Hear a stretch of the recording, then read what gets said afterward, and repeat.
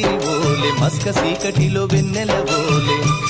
నీ పాదం మీద పుట్టుమచ్చనై చెల్లెమ్మా తోడబుట్టిన రుణం తీర్చుకుంటనే చెల్లెమ్మా నీ పాదం మీద పుట్టుమచ్చనై చెల్లెమ్మా తోబుట్టు రుణం తీర్చుకుంటనే చెల్లెమ్మా